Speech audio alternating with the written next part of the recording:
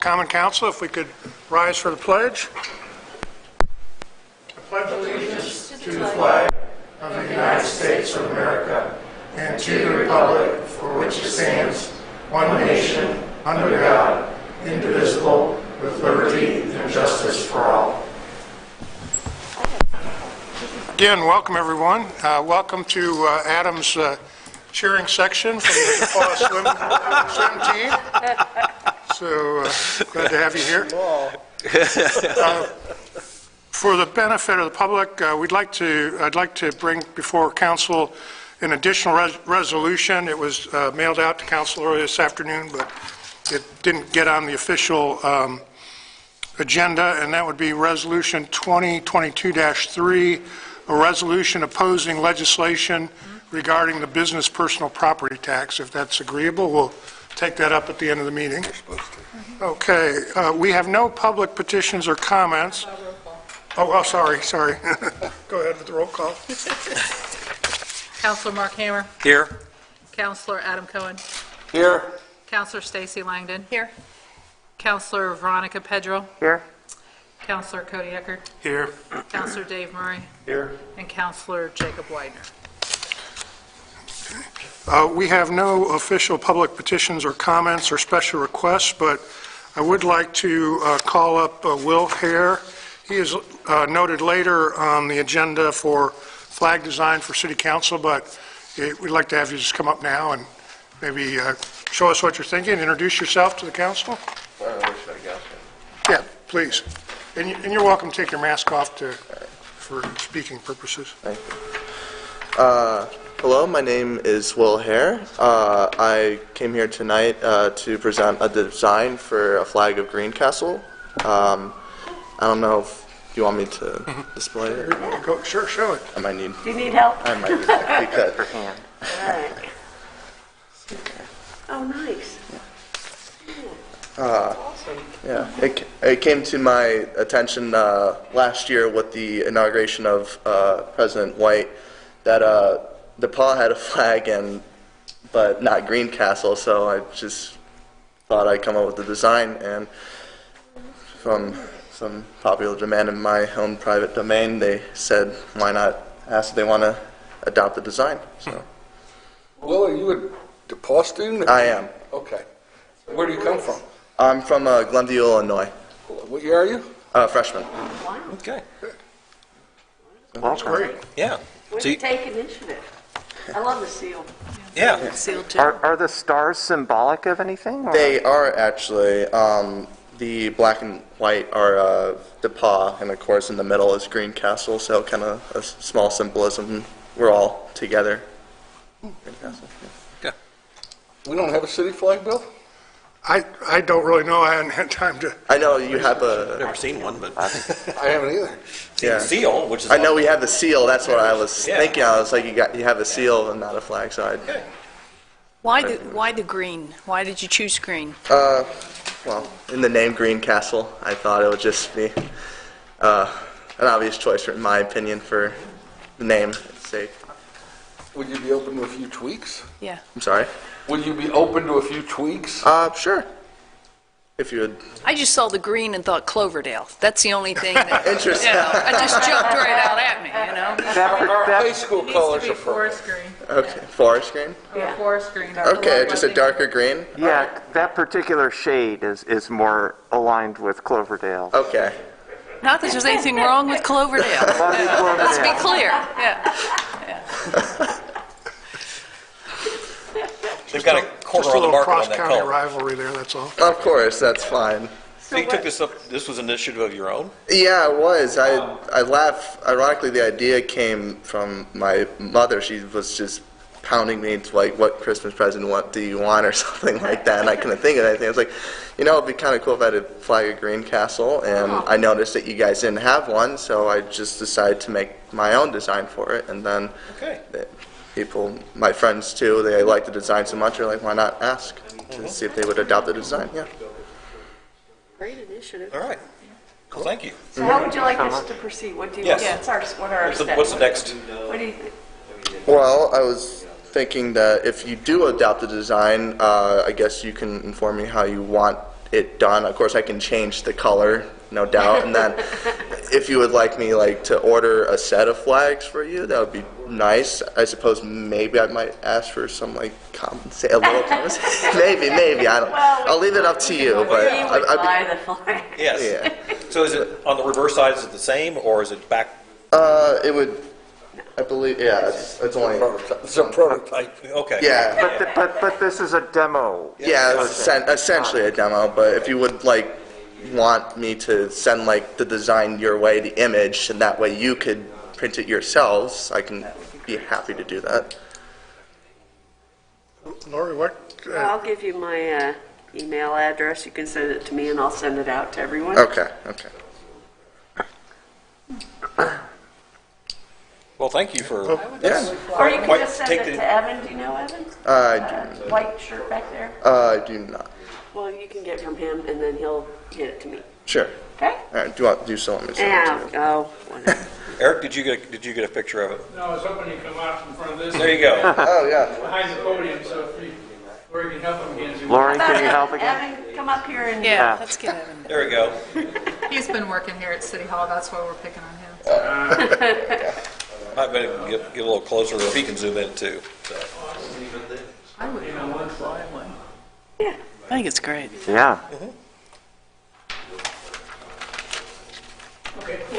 You can Thank send, you. if you lose an email, you could send it to mine or Veronica's DePaul email. Okay. A. Cohen or. All right. I really appreciate the initiative as well, and it's Yeah. not many artists who bring up their work for, committee, critique, so it's very bold of you, and I appreciate it. That's really cool. I mean, Yeah. I like it. All right. Yeah. Can change the color, of course. I would say I didn't entirely know there was a whole rivalry going on. What is Ivy Tech's colors? Green. Green and white. Okay. So So that's that's good. that's a. Okay, yeah, so I can change the color. If you want any other design change, I'd be happy to make it as I well. think it's pretty cool. I think it's really cool. I love it. Yeah, we'll be in touch. Great. Thank you. sounds Well, good, thank you. going. I would fly one. Have Lori check to make sure there's no special state statute on adopting a city flag. If you're going to ask Laura, you don't know that law off the top of your head? I don't think there is such a thing. Evan, that's going to be your assignment for tomorrow.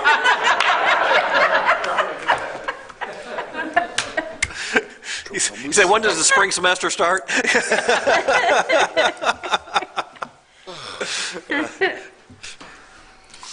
Will, thank you again. Yes, thanks.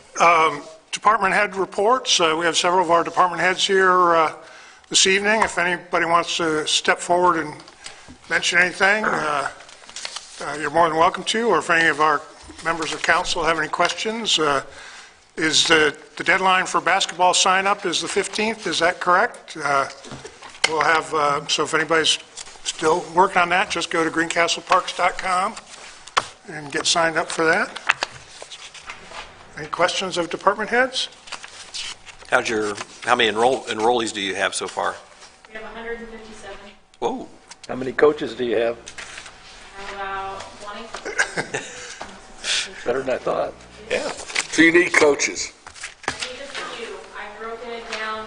I'm going to try and split the age groups so that we have about, in grades 1 through 6, we'll have 18 teams. And kindergarten will have 6 teams. Makes it so we don't need as many coaches and the kids get more playtime. Okay. Well, I'm a swimming coach. I can't help you. Mark has volunteered. Thanks for volunteering me. Okay. And any other questions from counselors? Have you got at least 20 sponsors? I do. I actually have 2 extra sponsors. Okay, good. Awesome. Good. Okay, department heads are dismissed, unless you have something else on the agenda later, but I think everybody's free to go. Updates from the mayor's office, several projects. Our Okra Water Grant, we've asked for a short extension for bidding and release of funds, but engineering work is well on its way for the Alvin Pond water line and engineering work is also well on its way for the generator at the water plant. We had a meeting with NDOT, a Zoom meeting. They are still anticipating that the project will be out for bids for US 231 in March, with bids expected to be back in early April, and construction could start as early as May. It's still considered to be a 2-year project, with the initial part of Bloomington Street scheduled for this summer, and then Washington and Jackson the following year. NDOT does intend to have a public information meeting prior to the start of construction, but that date has not been set yet. The READY grant, our region received $20 million of $50 million. I can't tell you what projects will be funded because the state is using ARPA funds for this, and there's a whole bunch of strings attached, so that will be forthcoming as the Indiana Economic Development Corporation provides us with additional information as to what will qualify. The American Rescue Plan Act, or ARPA, which we received over $2 million, the final rule was published last Friday. There's a summary available, about 44 pages. The actual rule is over 400 pages, so if anybody wants to volunteer for some bedtime reading, we can make that arrangement. Cure for insomnia. But we do have the engineering underway for the Todson sewer. We're using local funds to pay for that because it was not clear what kind of selection process was required under the ARPA funds. We were getting 2 different stories, so if we use local funds, we follow state statute, we don't have to worry about it. Some good news on the community center, YMCA medical office building. The hospital folks have pretty much reviewed their plans and have have provided an approval back to our architect. Our construction manager has organized a meeting with their primary structural steel supplier that they use for some of their projects, and they've come up with a couple of alternatives for the steel part of the building to take care of supply chain issues and things like that. They're working on an early structural steel package for the project that might be the first to bid, again, just for timing and supply chain issues. And then they're working with the folks on the Y in terms of equipment layouts and things like that. You know, some of the equipment needs electrical power, so we want to make sure all that's taken care of. Other future steps here in the next couple months, interior design work and finalization, finalize the site plan, work with Lori on bidding requirements that'll be part of the specification booklet, and then some additional mechanical and electrical and plumbing things, details to be worked out yet as we move forward with the design. A couple other things. We have advertised for the new position for the Parks Department. We have a number of applicants that have applied. The interview committee will be myself, Kathy Merrill, who's president of the Park Board, and I've asked Adam Cohen to join us. Additional work has continued on engineering work for Roban Park. We did submit, as you know, a land and water conservation grant application back in June. We have submitted additional information to the state for that, so we've completed some additional work on that here in January.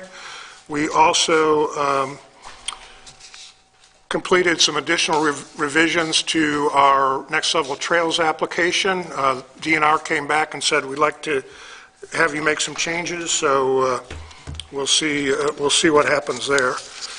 So it's been kind of busy. The additional downtown parking lot will probably go out for bids later this month or early next month. Those drawings are nearing completion as we speak.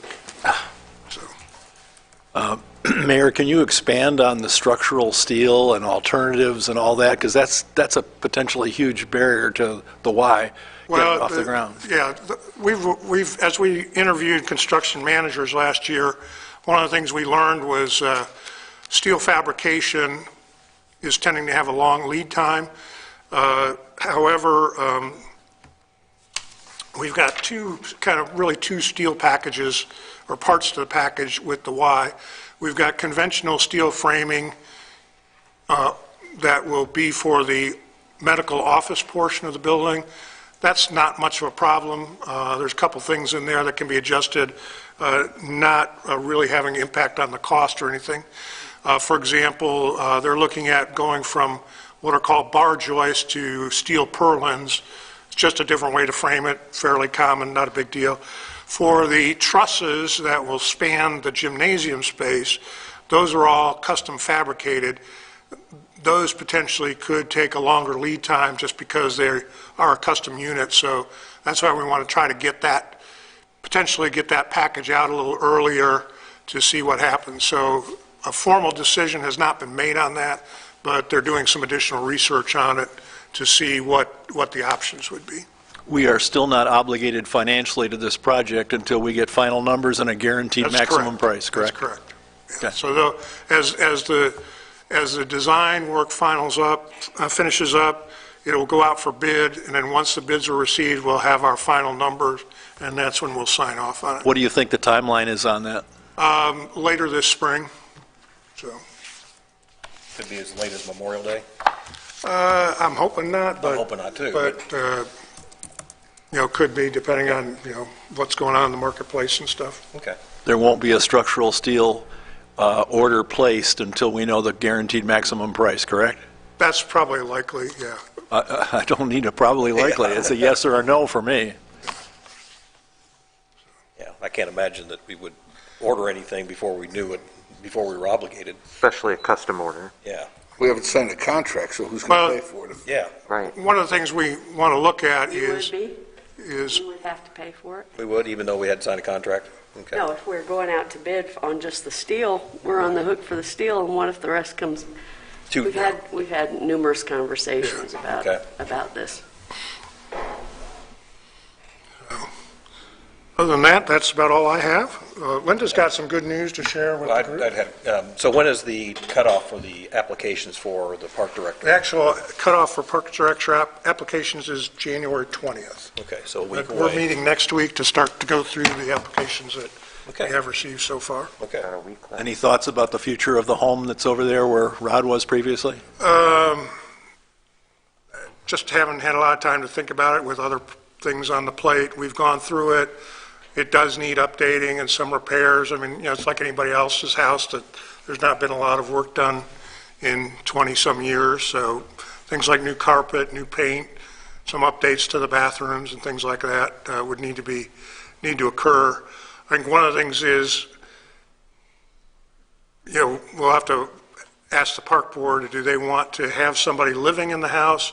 Or, if it's somebody that, already has a house, is in the community or in West Central Indiana, or are they going to want to give up their house and move into that house? So, I mean, there's some other things that we'll need to discuss. Under statute, the park board has sole jurisdiction over the lands belonging to the park. And of course, you have budget approval. That includes the house? Yes. Yeah. With the caveat that we have the budget approved. Right. That's right. Just so we're clarifying that. For the record, I mean, we believe the house was built in 1860s, judging by the architectural style. So it's, to begin with, it's an older house. It does need some work. It's got a newer roof on it, new front door. But like I say, it does need some updating. I just want, I don't know how much, is it surely been upgraded for electrical, I hope? I didn't look at the fuse box when I walked through, or the electrical box when I walked through it. It's not school still, or whatever it's called. Because it would be back, that many years ago, it would have originally been wired that way, if it was wired at all to begin with. So, that's an interesting situation and everything else, so. And, you know, I guess the next question becomes, well then, and this is more for the park board to decide, but how important is it to have somebody in that residence to keep an eye on the facility, to, you know, manage the gates and what have you, and be there for issues that arise during the weekends and stuff like that when maybe the director may not be there if he's not living there. So, yeah, those are all the considerations. So, as far as US 231, they said it could be out for bid in April, or received back in April, and maybe construction could start in May. What would be the latest they might start construction? I mean, it wouldn't be put off for a whole another. No, I think they're ready to move on this, so. Good. Yeah. I try to, when I'm coming back into town, I try to turn on Hannah Street, so just to avoid it. Yeah. Yeah. So it's going to be a terribly rough traffic issue for a couple years, but it'll be well worth the gain for the long-term gain. I hope that it is. I know it's going to be very painful for a lot of people, downtown merchants, and be a lot of testing of patience and stuff like that. So, sorry, I delayed your good news. Oh, just that. So a couple things is it's our busy time of year, getting the year-end things done. One of which is we had in front of us a large task of working with capital assets and getting that all put together, because it really had not been anything done with it since about 2005. We've bought and did things since 2005. So thanks to Mr. Cohen, I got two excellent college students. One's a senior and one's a freshman, and we are almost there. They've got about a week, 7 days left, and I think we're almost going to have that completed. So we will be in compliance with our capital assets, so that should make the State Board of Accounts happy, and it's all going to be in the computer ready to go. So we're really happy about that. You have your W-2s, so they're going to go out to the employees tomorrow, but you guys get yours tonight. And so basically year-end stuff, but I'm feeling really good about having the capital assets thing kind of under our belt, and we can move forward with it because we do have a software. Then the other good thing is I think we're about 1 week away from going live with utilities being able to be paid online, and you'll be able to get your employee bills. So we're very close to that. We're running the tests now, and so you'll be able to go onto the city website soon, get that linked up, and you'll be able to pay online. You'll be able to choose if you want to still receive a bill in the mail, or you can receive it in the mail and online, or strictly online. So there'll be a lot of options there. So. Capital assets, Yes. is it more important, I'm just kind of wondering, is it more important that we have all the items listed, or does the state say, hey, you have to take depreciation as well? We're taking depreciation. Okay, good. Yeah, we have it. It's just straight line. Okay. But we actually, I think the Board of Works approved a year ago or so to add that module to our software package. Okay. The other thing that's going to be happening this year, and I may pull my hair out by then, but we have to upgrade. We're making a major upgrade to our accounting system. The state is requiring us to go to 4-digit fund numbers, and our current did not have that capability, so we're going to encode 10, and we're going to the cloud. So that solves a lot of problems with servers and things like that, so we won't have to keep that up as much as, I mean, we still keep it up for email and stuff like that, but it will all be out on the cloud. So And as updates come in, they're automatically updated. You don't have to do them. We don't have to do them. Tom doesn't have to worry about them. It's Everything's backed up. Everything's backed up, the whole 10 different deal. ways. That does bring a price tag of the whole package, the new upgrade of $77,000, which the Board of Works did approve. Okay. But we have no choice. Yeah. And this software is kind of the Cadillac, so, yeah, it has a big, but I will let you know that I did talk to the State Board of Accounts and did tell them that we are spending $77,000 that we really don't have. Didn't plan on spending. Plan on spending. We have it, but Yeah. didn't plan on it. And they're like, oh, that's a lot of money. So everybody, Everybody in the state that's on Encode 9 is also making that 77,000. 7,000 or more, depending upon the size of the community, I would imagine. Yeah, that Yeah. investment, so. But we're excited, but it will take a year to implement. Mm-hmm. So things will start looking a little different. So Encode will have a very good year this year. Yeah, they're having a good year. They're really growing as a company, so anyways. Okay. Didn't you mention City Hall? City Hall. The bond. Oh, yeah, well, Dave was going to do that, so I'll steal his okay. thunder. So we did also pay off our edit bond, so we've made the last payment on that, so that's one less bond we're paying, so, Was that as scheduled? We didn't pay it off early, did we? no, we did not. Okay. No, Has it really been ended 20 up being years? paid off on time. Has it really been 20 years? Yeah, Wow. it's Okay. been 20 years. Okay. Or more. It's 20. Yeah. Could almost have a legal drink. Almost. That's probably good. What about Lori? Yeah, what about Lori? Lori, you got anything? You got any guy? Well, yeah, I'd like to introduce my student Go who's ahead. working with me. He's also has come to us through Adam. The swimmers and the basketball players are here for winter break, so we get to reap the benefits by having help from these really great, bright students. So Evan Villeneuve, he's right there, and since my son's swimming, I get to pick his brain about this. Is this normal? Is this what they do? Is my son just telling me things? And, so it's kind of been, it's handy, but he's been very helpful, and you'll see some of the things he's been working on later on in the meeting. Okay. Very grateful. Thank you, Adam. Thank you, Evan. Nothing to report. I just have a couple of things. Everybody's thanking me, but really, I want to thank Lori and Linda because you're helping out our students. The athletes in particular are stuck here. Not stuck here. They're happy to be here for the month of January. Comfortably ensconced. And the fact that we can give them some bona fide things really helps. Lori and I were talking about a former swimmer of mine who's now in law school, and he called Lori. We hadn't heard from him in years because he took some time off, and he said the main reason he ended up in law school was his internship with Lori, even though she tried to talk. So we do have two other swimmers here. I got to point out at least one of them is a little bit of a local celebrity. Evan Steppe, there's our local Lilly Scholar.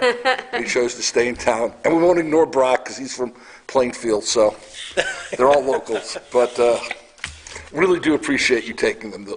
The athletic department appreciates it, and hopefully I'm glad it works out for you all. And, maybe we keep finding people homes over here. On a different note, I'd like to just put a bug in council's ear about this. So medical delivery has been something I'm a little bit passionate about. And I've had one email with Tom, and he and I are going to get together on it. I would love to get a AED in every officer's car. And one way we might be able to do that is with some of our discretionary funds. We're working out how many we actually need. I thought we had one in every car, but statistics do show that if the officers arriving have defibrillators, it's better. Also looking at some other things we can do to enhance our medical through our fire department. You look at the run reports, and the number of medical runs our fire and police are making are very high. Now, they're down 3% this year on the fire report this month, but I think we're still well over 600. You are, Pardon me? you are over 600? Yeah, that is a tremendous amount. And I don't think we should stop making them or look to cut them down. I think it's fine for me when 911 dispatches us. But I think, providing that safety to our citizens and anything we can do to upgrade the training of our firemen, upgrade the grading of our police officers, I think is important. So I'll just put the bug in the ear. I know Cody and I are going to go talk to the fire chief about a couple things. But just something to think a little bit about. 2,000? Are they 2,000? How much are they? They're around 2,000. I thought, yeah. I've not checked the prices in the last 6 months, so who knows where they are right now. Right now, all the supervisors have them and some of the officers, but I would love to see one in every car. Sure. I think we can create some bonus packages, which would benefit our police officers if they had a little more advanced training, maybe. There's some other equipment out there we could look at for our fire department. But these aren't huge expenditures to just notch us up a little bit. And, you know, when you look at, I guess my plug to get vaccinated and masked, I think we have about 8% of the beds available in IC units across the state was the latest number I saw yesterday from the state of Indiana.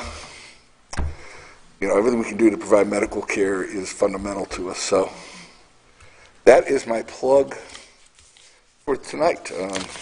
Adam, to your knowledge, I mean, John's not, the department heads are gone, but are all of our fire department vehicles equipped with AEDs? I believe they Or just are. the medical ones? I don't want to say for sure. All right. All of our firemen, I mean, I'll tip my hand a little bit. All of our firemen are EMT certified. Right. There are fire departments out there that have moved it up a level to making their firemen paramedic certified, but not transport. So there's a distinction there. We could have a fire department that has maybe 2 firemen on every shift that are paramedics, but we would not do the transport, so we're not investing in the ambulance. We would invest in the equipment to provide what they call advanced life support. And that is kind of the wave of the future. Okay. You look at our run sheets, and fighting fires is very important. You know, especially in a college town where, I'll just leave it at our students aren't always the brightest with candles and other things. My guys are laughing because they're not the brightest. Present company accepted, of course. No. Yeah. Some of their friends know. But anyway, but you look at the runs, motor vehicle accidents, extractions, medical, make up a big part of today's modern fire person. You know, it's not just the firefighter that it was 20 years ago. They have to be all these things. And where we can maybe continue to enhance that is something we can look at. I don't have all the numbers on what it would cost to bring us up to advanced life support, but I want to start with getting the AEDs out there and then look what it would cost to train. And those could be incentives, too, to keep some of our police and firemen maybe in town. We're offering some extra training. So anyway, I do not know the correct answer, but I'm pretty sure that when the fire trucks respond to a medical call, I've got to believe they have an AED in there. But remember, they're going to be slower than the police. Right. On just, Yeah. while you were, I flipped to the year-end council report from the fire department, and they had 677 EMS runs this year. So subtracted that from the total runs, that means there was only 670 non-EMS. So it's 50-50. Yeah. And That's what I said, last year it was 600+. 535, and it was 774 non-medical, non-EMS runs. So it was not 50-50 in 2020. Balance But in is 2021, you know, the runs were up, the EMS runs were up 27% for the year, from year to year. And that now we're, you know, it's exactly 50-50. Well, the other interesting stat is, and we're not charting it, I've asked John to pull it, it's not as easy as it looks.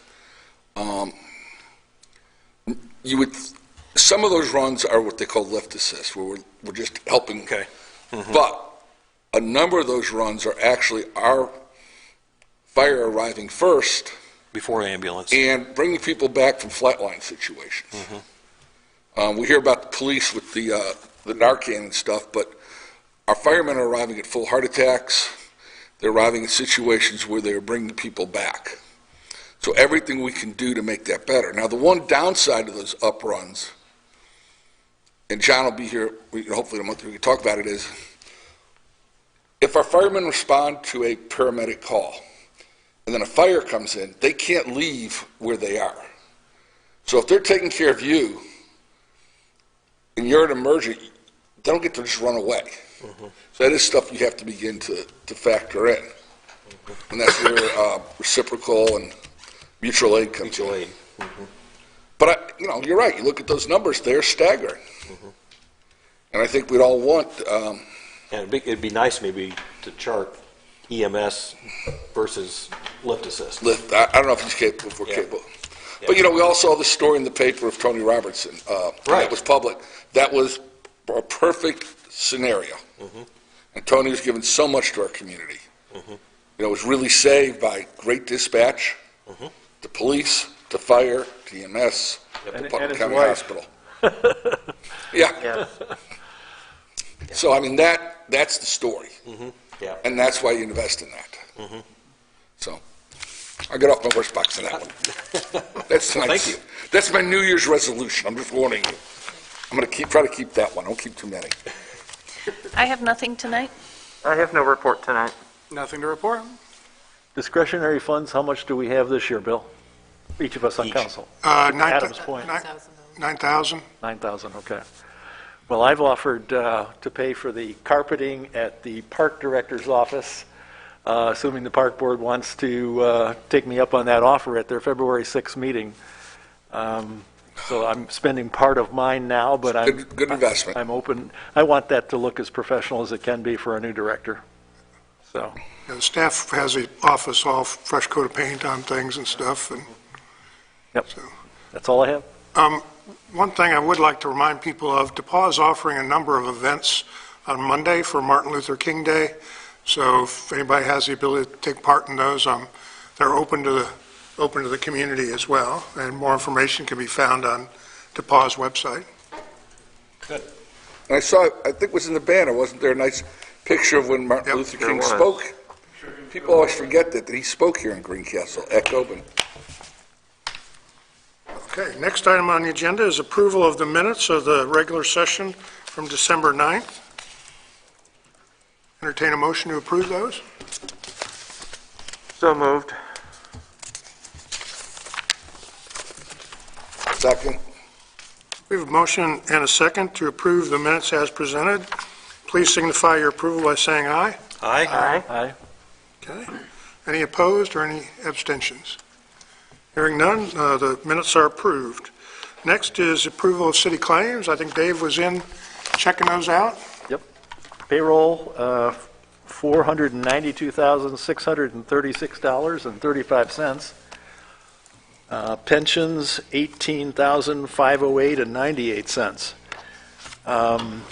The common council claims are pretty light this month, just shy of $50,000. The most noticeable ones are a check to Accelerate Indiana Municipalities. I assume that's kind of an annual membership. Does that sound right, Bill? Okay, AIM. Co-Alliance, no surprise. That's going to be $69,0314. Distinct Web Design in the mayor's office, $5820. Green Street Residential Maintenance, and that's some of the mowing that gets done in all these splinter places around the city. That's $2,945. And then the park invested in Horizon Business Center, $4,783.20. The big money is in the direct payables. Civil and Engineering has 7 invoices in for a total of $45,901.75. Spiker has 2 invoices for sidewalks at $10,053.75. Linda already mentioned the edit bond, the last payment, the park bond at $52,500. Let's see, we've got Republic Services, $22,875, that's pretty normal. And First National Bank, that's the edit bond, I'm sorry. The last payment on that at $21,067.15 to First National Bank, and Duke Energy, combination of departments at $12,763.11 for a total of $762,619.59. And with that, I move that the claims be approved. After Spiker, what was that was spent, 52,000? Yes, what was that then? That is the park bond. Okay. Typically, the bonds are due in January January, and July. June, so. We have a motion to approve, second. Second. We have a motion and a second to approve the claims as presented. All those in favor signify by saying aye. Aye. Any opposed or abstentions? Claims are approved. Now we can move into old business.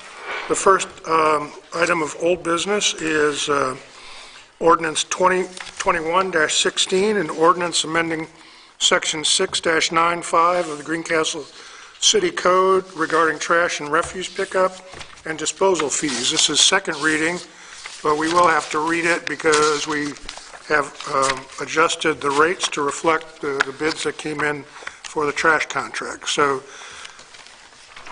whereas the monthly fee charged to the city for trash, refuse, and recycling pickup and disposal services is currently $10 per household per month, whereas an increase in said fees is necessary to cover the increasing cost of these services and related administration costs, now therefore be it ordained by the Common Council of the City of Greencastle that it hereby amends Section 6-95 of the Greencastle City Code to read as follows.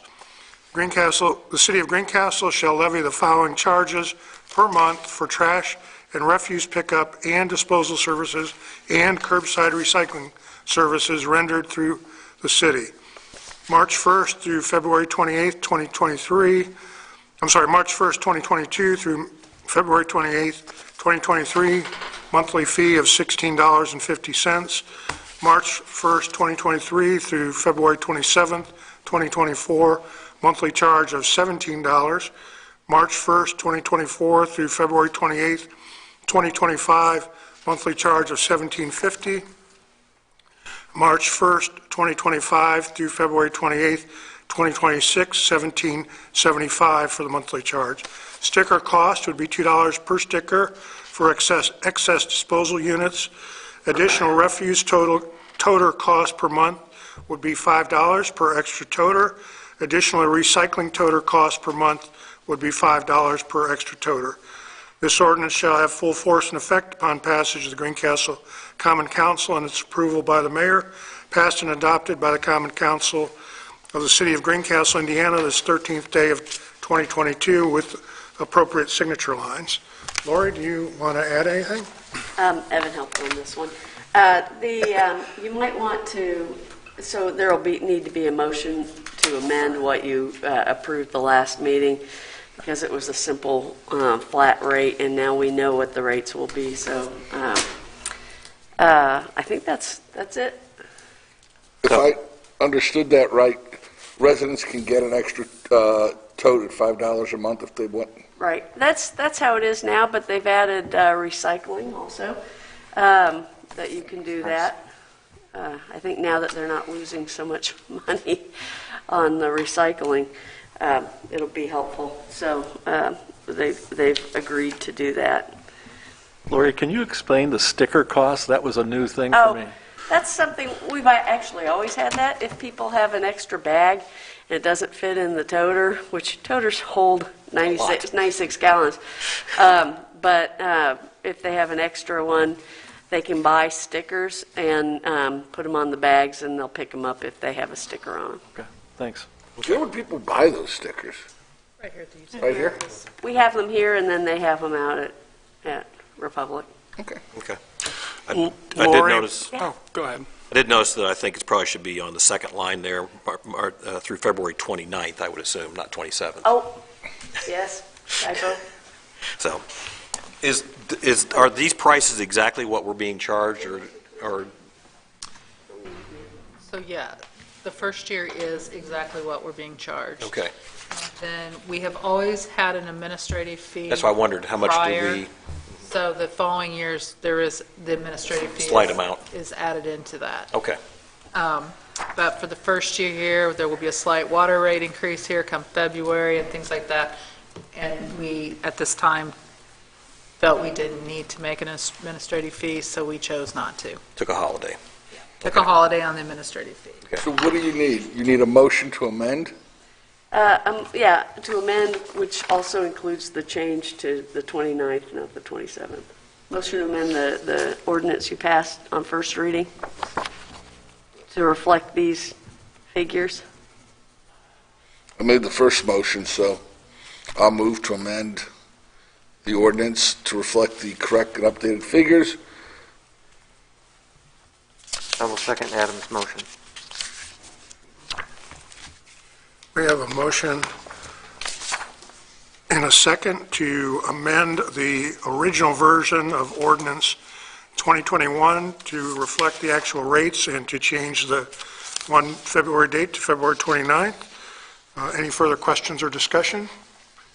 Hearing none, please indicate your approval to approve the amendments. Aye. Aye. Any opposed or abstentions? Okay, then we need a motion to adopt the amended ordinance. Before that, Lori, can you talk about the other proposals that were considered and the different costs that were considered? We had 2 companies that sent us a letter that said that they were not interested, and then the third company, it was an incomplete bid. And, So we didn't consider it. okay, so there were no other cost considerations? Those were the only bids that was the only other bid that was submitted. It was missing 2 or 3 pages from the Form 96, which is a required document. Were there other proposals that either did not involve recycling that had a specific cost attached to it? Yes, as far as you're talking about within Republic's bid, we had the option to not include recycling. And then we had the option that the city would provide the toters, but since it made no sense for us to buy new toters when Republic was the only bidder, and it would cost. Republic's bid was exactly the same, It would whether we cost provide us. the toters or they provide the toters, so there's no Because issue. they've already provided them. They've already provided them, so that would be just an extra $300,000 for the city to pay. I think it was the dollar figure or something like that. That makes the 77,000 look really cheap. Are you saying there would have been a higher figure to pay had the cost not been passed along to the consumer for a cheaper, no recycling? Oh, so if you had no recycling, I should have brought all the bids if I had known.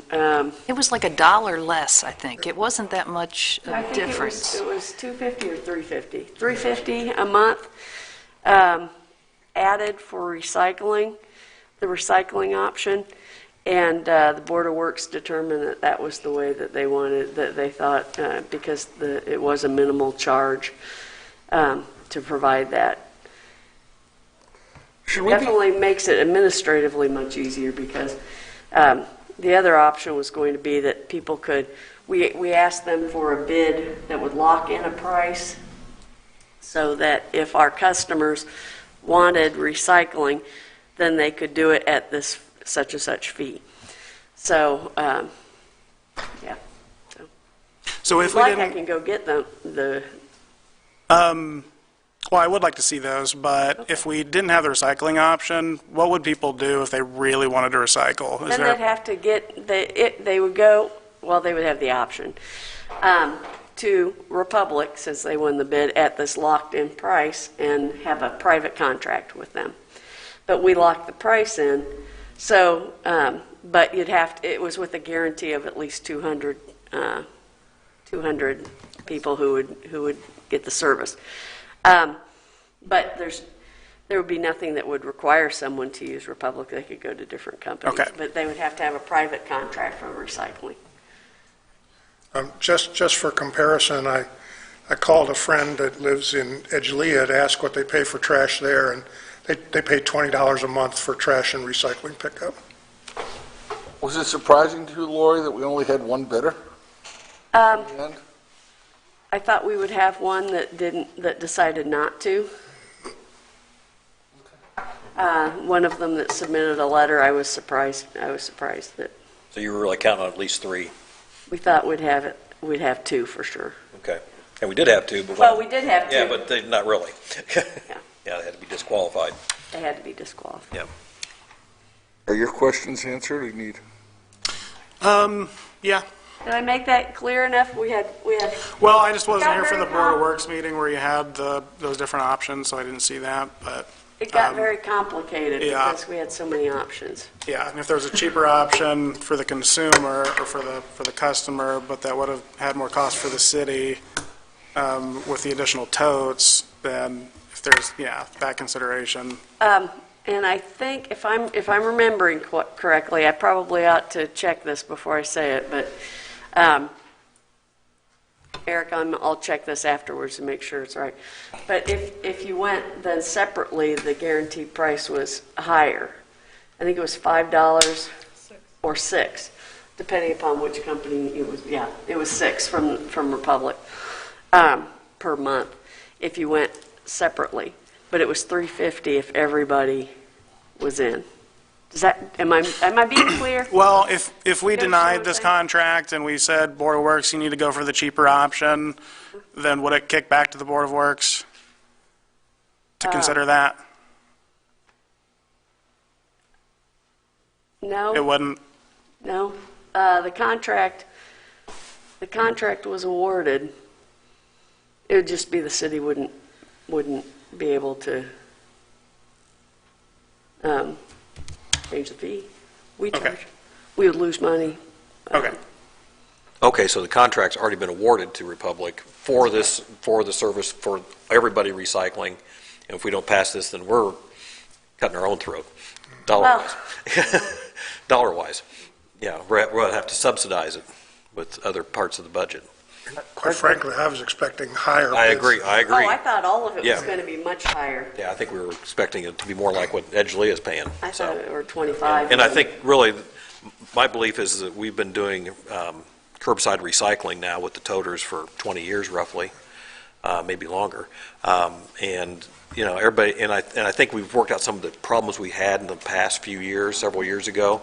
And I know when I drive through the neighborhoods and it's recycling week, I don't think there's very many people not putting a toter out. It may only be a quarter full or something, but If somebody chooses not to recycle, we don't require that. We're not going to give them a rate differential, but No. if they're not interested in pursuing that, we don't make a big issue out of it. right. Like there's weeks where I put my recycling toter out when really I could wait another 2 weeks because it's not very full. So, I never could. yeah, I mean, Mine's always full, but but, I'm also Mr. bringing Mayor. cardboard home from work too. yeah, but we have a number of people who aren't interested in it, and they've asked us to pick up their recycling toter, and Yep. Republic has done it. And Mr. Mayor, the only question that I've been asked about this was, why isn't there a rate differential between somebody who doesn't want to recycle and somebody who does? Because there's really so few that don't want to recycle, is our impression, and it makes the bookkeeping a lot easier for us to deal with. And the differential is $350 versus $6. Yeah. So the people who would have to pay much higher. That's the only question I've been asked about this, and that's just what I wanted to confirm. So thank you. So, As someone who lives in the Green City of the Year, I'm really delighted that we're continuing the recycling business. Yes. That's true. We've received that honor for, I don't even know how many years. A long time. And it's the Sustainability Commission, it's a whole series of things that puts us in that category. Right. so I want to make sure Cody's had his questions answered, and then I'll make the motion. Dave, did you make the motion, or did you? I'm really confused at this point. I think- What am I moving? I'm moving now to accept it? Moving Oh, to you adopt. already approved it. Or No, we We amended it. Approve the Yeah, amendment we So approved now it. I'm moving to approve Yeah. the ordinance on second reading. on second reading. I will second that. Okay. We have a motion and a second to adopt the amended ordinance on second reading.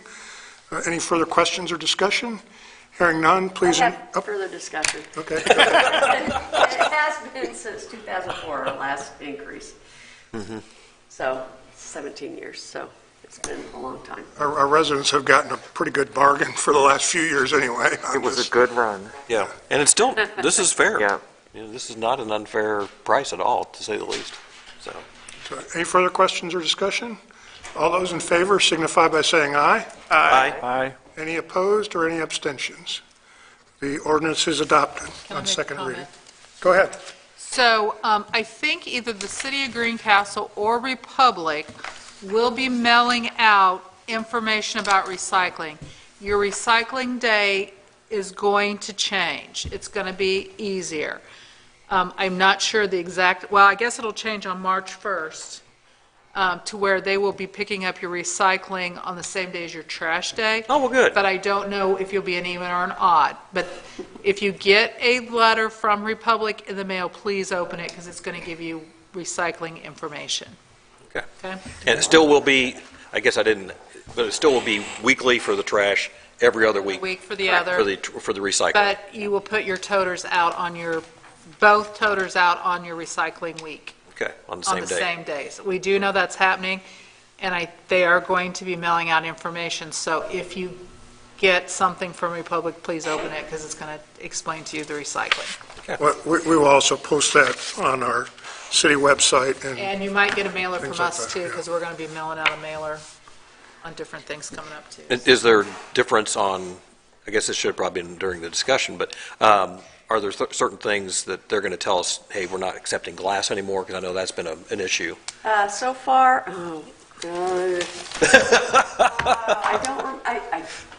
don't remember about glass. I think Okay. glass was in there, but we'll clarify that. Okay. We're also getting some information that recycling markets are starting to recover a little bit too, so hopefully that's a good sign.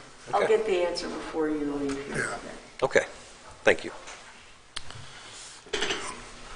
Okay. Next item of business is new business. The first item is organizational matters. The first item under new business is election of the council president, and Linda has indicated that we really should have a vice president of council as well, so we need to have two people in leadership positions from the council. Sorry. I'm certainly open to discussion, but I'd like to nominate Mark Hammer as the president and Adam Cohen as the vice president, since he's done that in the past. I think we were going to make a motion for each one of them separately. Separately? Okay. I'll make a motion that Mark Hammer continues as president of the council. I would second. I feel bad, I just asked Mark. I should have asked him, like, earlier today. Who Hey, made the also to our second young- on that? Cody was in there. For our young Under man the who did the wire. flag thing, you don't have to stay for the whole meeting. Just making sure we're being honest with you. Okay, we have a motion and a second to nominate Mark Hammer to continue his service as council president. Any further questions or discussion? Mark, I assume you're willing Fine to with that? continue? Yes. Mhm. So all those in favor signify by saying aye. Aye. Any opposed or abstentions? Next would be vice president. And then that's, I would like to have Stacy be my vice president. I would agree. So, Second.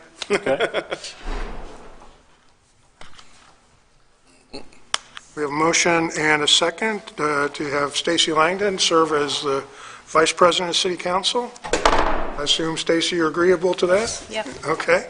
All those in favor signify by saying aye. Aye. Any opposed or abstentions? Okay. Congratulations. Next item of business is to set the date, time, and place for our 2022 council meetings. continue just like we have been. I'm okay with that. Second Aye. Thursday, That's your 7 call. o'clock here at City Hall. Yeah, change is not good. We Yeah, have to stick with it was tough. It We was changed from tough. Tuesdays I to know. Thursdays, but, and so, but second But Thursday, the 7 current o'clock. course is definitely my preference. Okay. Okay. It's funny, when we first did this, people were so upset they wanted us back on Tuesday. And then we Now- tried, and it didn't work for, Yeah. one of the council members, and then once we had 8 years in, it was like, well, this is the new normal. So, Everybody's Is that planning a their motion, calendars. Mark? around. yes, date, second Thursday, 7 o'clock at City Hall. Has anybody looked to see if it Yeah. conflicts with any of the national holidays? We have any conflicts, I don't know. I'm trying quickly. I think I looked earlier and it didn't. It should be okay this year. Okay. I think the only one Last year was won't be. Veterans won't be Day, any but it won't be. Christmas. Sorry. No. That's too late. Yeah, it's too late. And we're past Veterans Day. Yeah, and July 4th way too early in the month, so yeah, I don't think there's any. Is there a second? I will second Mark's motion. Okay, we have a motion and a second to maintain city council meetings on the second Thursday at 7 o'clock. All those in favor signify by saying aye. Aye.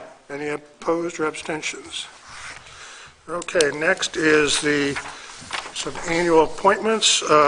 First being the annual appointments to the Redevelopment Commission. These are, as mentioned, one-year appointments. Both Erica Gilmore and Lottie Barkus have indicated a willingness to continue their service, but that's council's designation. Knowing that they have both expressed a desire to continue, I think that Lottie serves as the chairman of that. Erica does. I'm sorry, Erica. Sorry, Erica. I think we should just go ahead and reappoint them since they're willing to continue to serve. I'll be glad to second that. We have a motion and a second for Erica Gilmore and Lottie Barkus to continue as a city council appointments to the Redevelopment Commission. All those in favor signify by saying aye. Aye. Any opposed or abstentions? Next, we have a series of council appointments. The first to the Greencastle Putnam County Development Center. Currently, Stacy's holding that position. Again, that's an annual appointment. I would love to continue in that position unless someone objects or...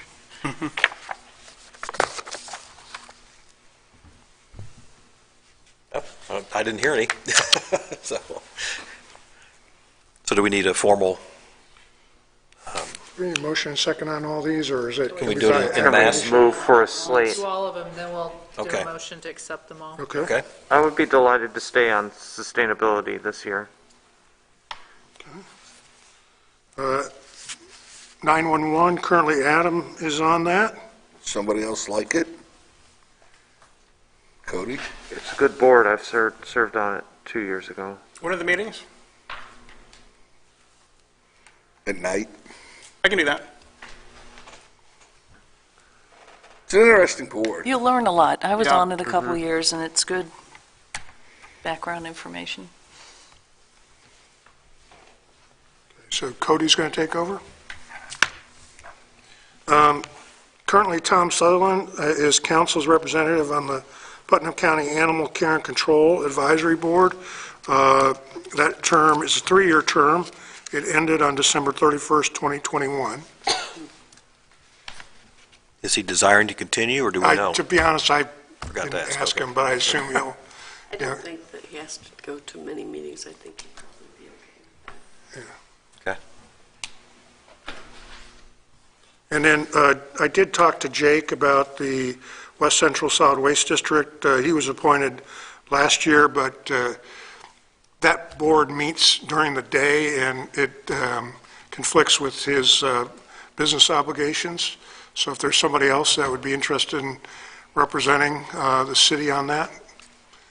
This is really last year was the first year city council was on that. The board was reorganized starting last year because a county dropped out of the solid waste district, so that's something new for the city council. Typically, we meet every other month or quarterly. It's kind of an odd schedule, and meet at like 9 o'clock in the morning, so. I could probably do it.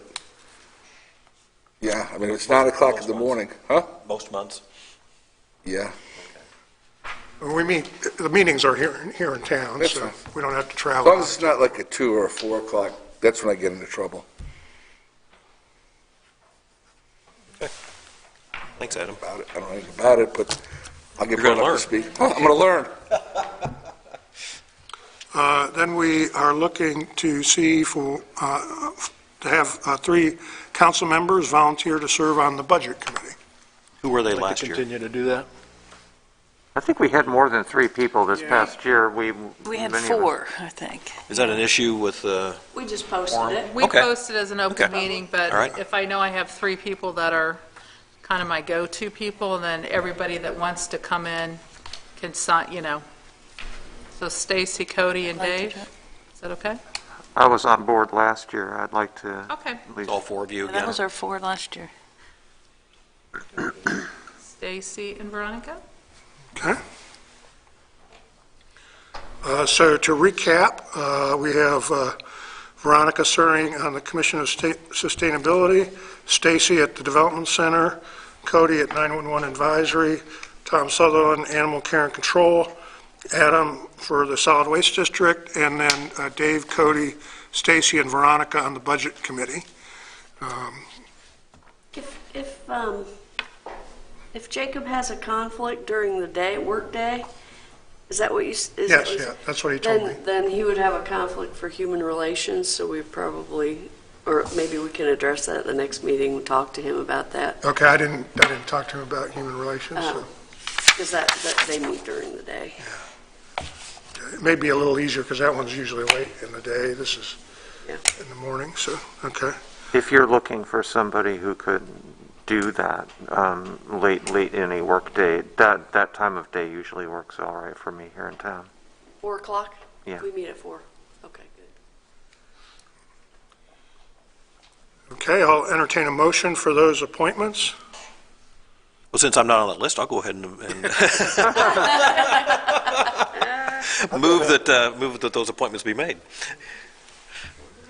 I'll second. Oh, well, you're on And I guess You're the on only. Plan Commission. Yes, I know. So Yeah, that's it's coming, not yeah. like you're- I know, but, and I guess subject to Tom's approval that he wants to continue on. I sent him an email or text. Okay. So we have a motion and a second for those appointments. All those in favor signify by saying aye. Aye. Aye. Any opposed or abstentions? Okay, those appointments will be taken care of. So we have some couple coming up in June, the biggest Yeah, one. I did want to, Yeah. yeah, exactly. The big one is the school board appointment. Now, there is a bill in the legislature this year that might require all school boards to be elected. I have no idea how that might impact us, or when that will take effect on the appointed school boards around the state. But Russell Harvey, his term on the school board is up on June 30th, 2022, and that is a 4-year appointment. Russell was serving out the balance of the term that was filled by Lisa McCoy. So, usually in March, council has us send out information for candidates, so we'll dust that stuff off and get it ready for you. Good. How much, I'm not asking for exact, but like, he served about half a term of that? About 3 years of it. Oh, 3 years, okay. Sometime in 19, so. I don't know if it was how early in the year it was, but my recollection was that Lisa served maybe 1 year of her term. Okay. Yeah. Sounds right. And then in December, Jeff McCall is the appointment by City Council to the Putnam County Community Foundation Board. He was first appointed in January 2017, and then his term expires on December 31st. I think that is he served two 3-year terms. And we can check with the Community Foundation. I think they have an out-to-pasture rule on their board. And then I overlooked, I apologize, Kevin Hamilton. What's an out-to-pasture rule? Term limit. Term limit. I asked Term limit. what's an out-to-pasture rule? Yeah, term limits. Sounds cruel. It does. Out to stud sounds a lot better. The old Yeller rule. Oh, geez. Moving on. Moving on, Kevin Hamilton is a city council appointment to the Human Relations Commission, and his term is up in June as well. So there's, again, a little time to address that. So just wanted to put that That's a on 3-year your term. radar screens. Jeff McCall is currently the president of the foundation. I just want to make sure we don't pull the rug out from under him with our appointment Yeah. to the board. True, but yeah, if he can't continue to serve, if they do have a term limit, better way of putting it. Well, in some cases, if you're at your term limit, you may be able, sometimes the president stays on an extra year anyway. I don't know Okay. off the top Well, of my head what their rules are, Right. but we can check into that. Yeah, have to consult with their board and their bylaws, so. So where does Jacob fit in here with the Human Relations Commission? Is he We the didn't, council? because Jake didn't mention that to me. Okay. So he's another council appointment, Yeah, well, but his term's not up. yeah, it's not up right now. Okay.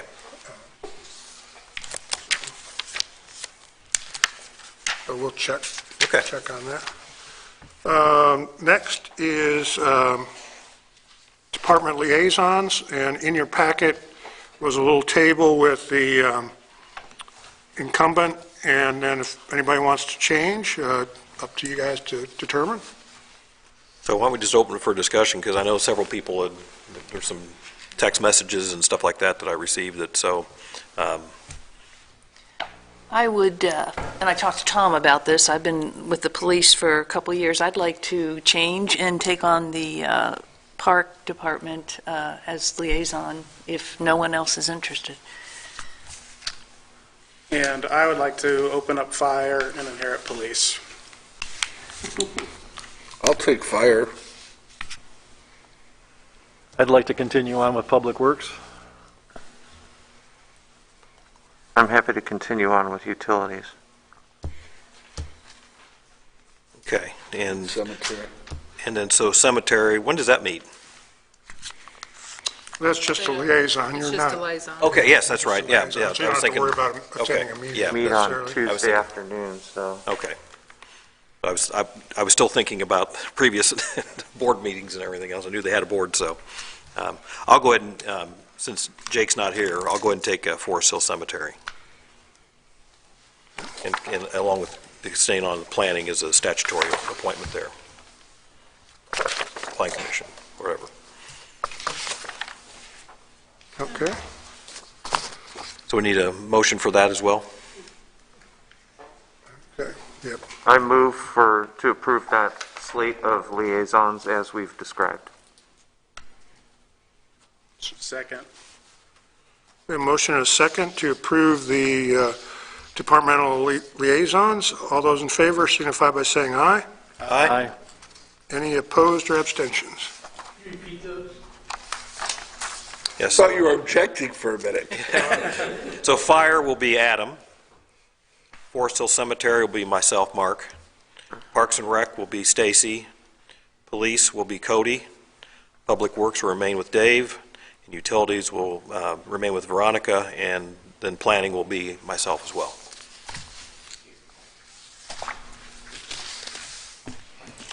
Okay, our next item of business is Resolution 2022-1, a resolution of the Common Council of the City of Greencastle, Indiana, recommending issuance of a downtown alcoholic beverage permit pursuant to IC 7.1-3-20-16G.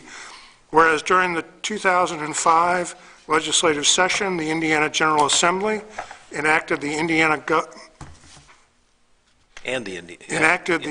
Governor Signed Senate Enrolled Act 282, which is codified at IC 7.1-3-20-16G, and whereas the aforementioned legislation provided that after June 30th, 2005, the Indiana Alcohol and Tobacco Commission may issue not more than 10 new three-way, two-way, or one-way permits to sell alcoholic beverages for on-premises consumption to applicants, each of whom must be the proprietor as owner or lessee or both of a restaurant located within a district or not more than 700 feet from the district that meets the statutorily created boundaries and which are approximately described as downtown Greencastle.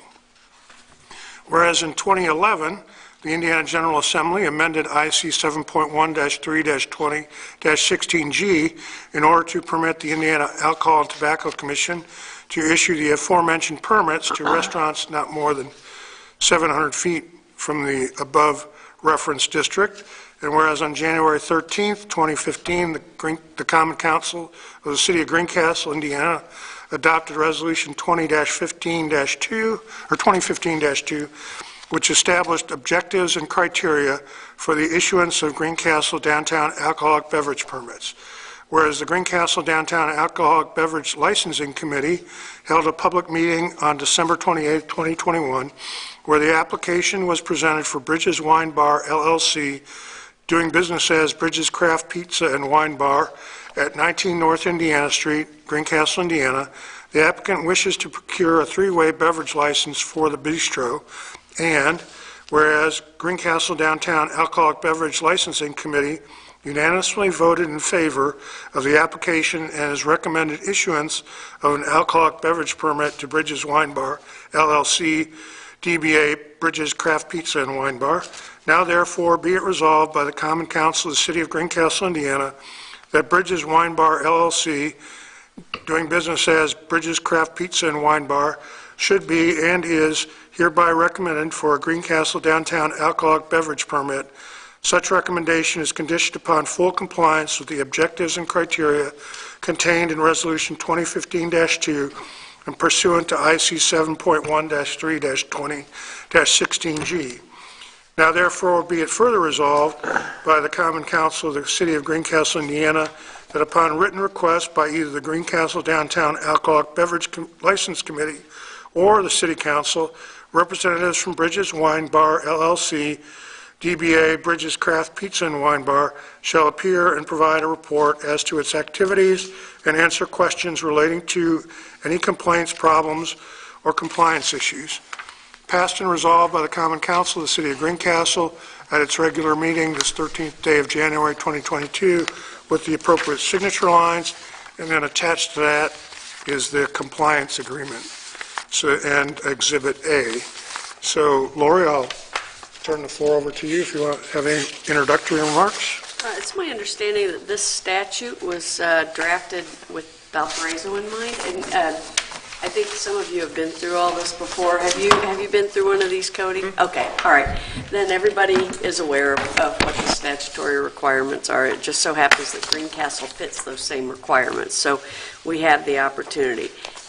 In this case, I believe there's already a liquor license for Bridges, but they're putting in a wine bar, and since ours has to, the rules that we enacted associated with these sorts of permits, you have to have it has to be for a unique dining experience rather than just an alcohol-related establishment.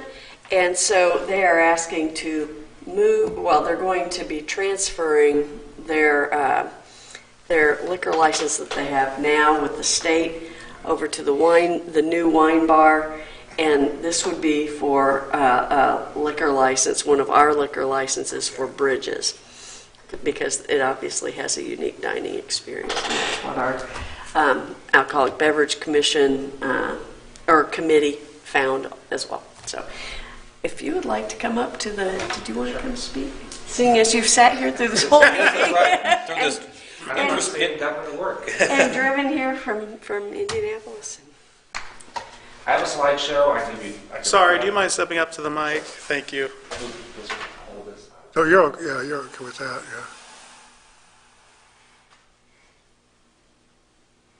yeah. Unless this involves turning your whole operation upside down. I think it does. Okay, Yeah, There we are. We'll just have a couple hours. we'll point some microphones towards you. I will try to speak loudly. Thank you. We do have folks online who are watching on YouTube. Give me a second.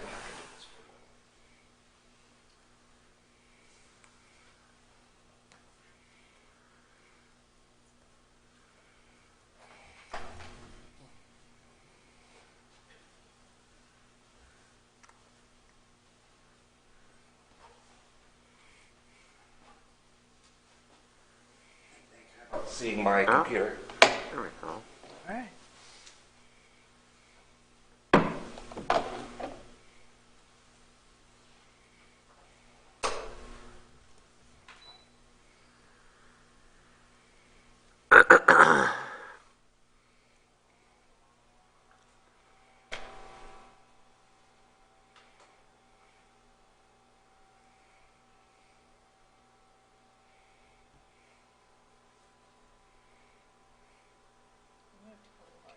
turn the lights off over there.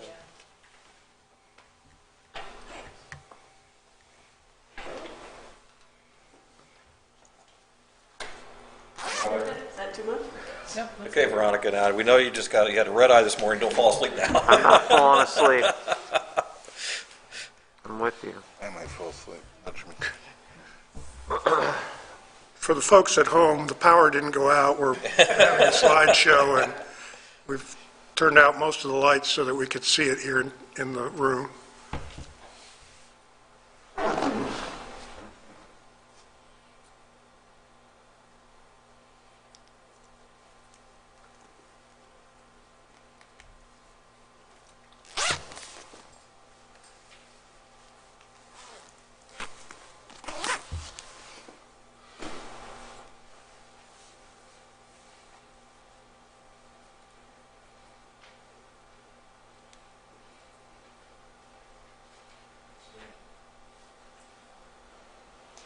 I do apologize for the folks at home. I'm Greg Genrick with Bradford and Riley. Work with Joyce Green, who is the owner of the Bridges Craft Pizza and Wine Bar. The Greens are longtime supporters of DePaul and Greencastle. Since 2015, they've basically invested over $12 million into downtown Greencastle through various ventures and buildings.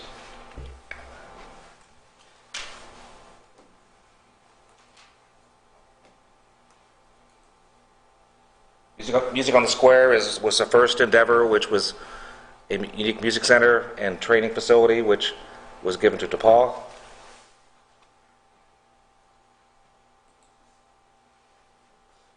It was followed by Bridges Craft Pizza and Wine Bar. The Greens did secure a license at the auction from the ATC to open this facility.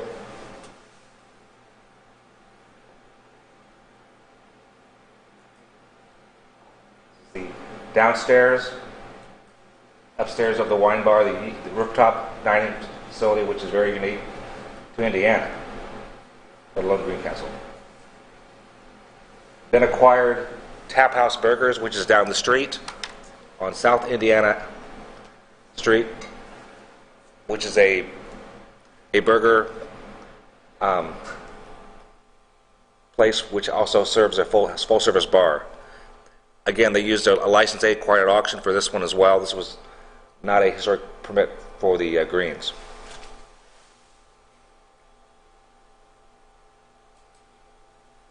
The last one you are familiar with is Breadworks, which is a historic district permit, which is, again, it's a full-service commercial bakery along with a bakery and bistro on the second floor.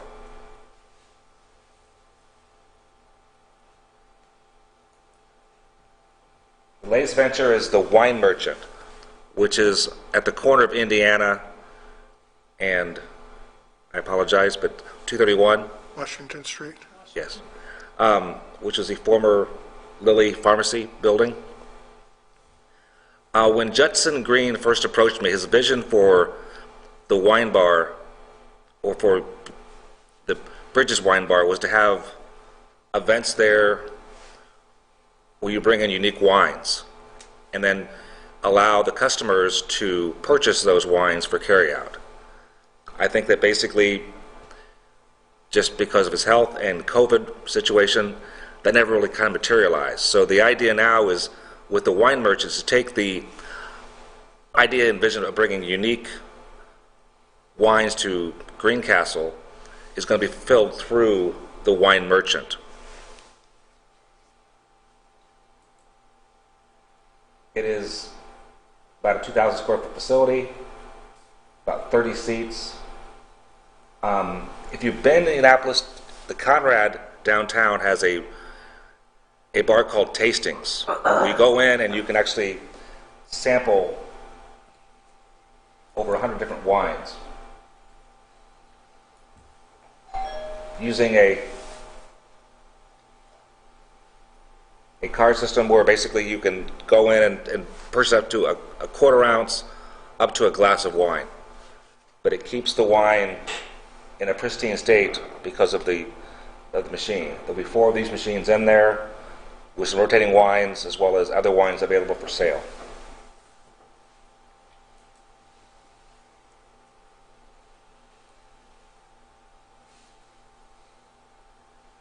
The biggest reason we're doing this is because of the carryout portion of this business, is that the downtown district permits do not allow for carryout, and this business model requires that carryout be part of its component. And again, we also believe that the Bridges Craft Pizza and Wine Bar was a much better fit for what his vision was for the historic permits. Management will stay the same. Sal Fernandez is the executive chef who oversees the food and wine selections for all of Mrs. Green's facilities. And then Damian Wallace is the operations manager for the facilities. Mrs. Green is involved. She lives in Orlando, Florida, but is involved, on key decisions of the restaurants, and is there for advice and counsel.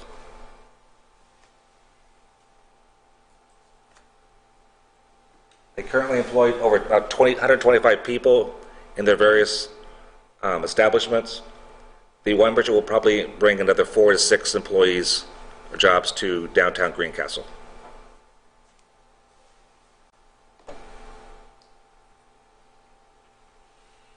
They thought of the capital expenditure will be somewhere out of $250,000 to $300,000 for the cost of building out the inside of the wine merchant facility.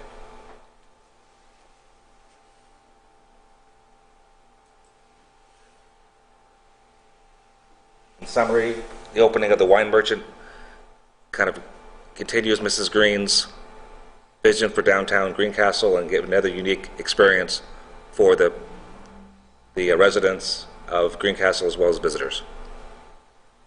Are there any questions from the council?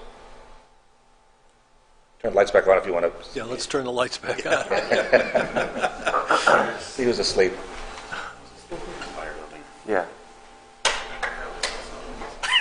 Yeah, it does have a unique.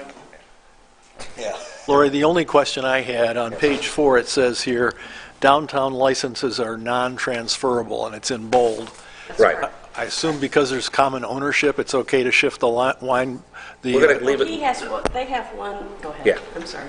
Yes, Mrs. Green's plan is to basically transfer the license inside Bridges.